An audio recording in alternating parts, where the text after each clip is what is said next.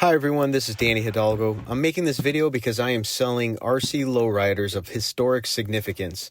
They are both Jevries vehicles, a 1/12 scale 1964 Impala RC hopper that was handmade by Jevries, in which he modeled the prototype for the RedCat collaboration. This is a one-of-one RC hopper.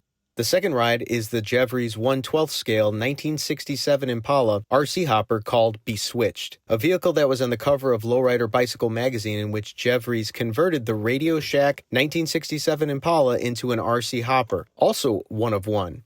Each vehicle takes two 2S LiPo batteries, and each remote has been modified to accept a small LiPo battery. The 67 has an additional 9-volt battery connection so that the lights can operate. These are significant in the history of RC lowriders and hoppers because they were the first of their kind on that scale. To me, these vehicles belong in a museum as they were groundbreaking for the time and handcrafted by Jevries in the 90s and early 2000s.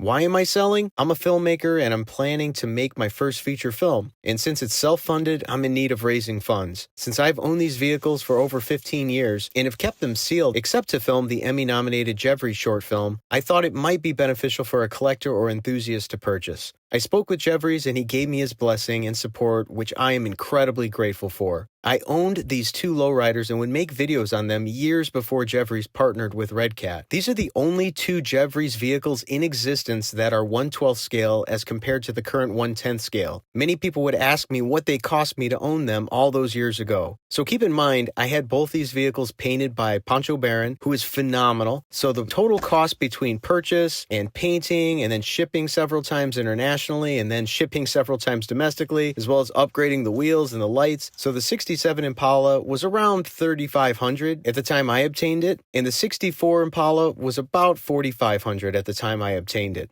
They are one-of-a-kind, historic RC lowriders and still functional, and I believe they're worth way more than I paid 15 to 20 years ago as an RC lowrider fanatic and historian. But I am open to selling them as a pair or separate for a reasonable price. If interested in owning a part of lowrider history, please message me or contact me directly. Thank you. I appreciate it.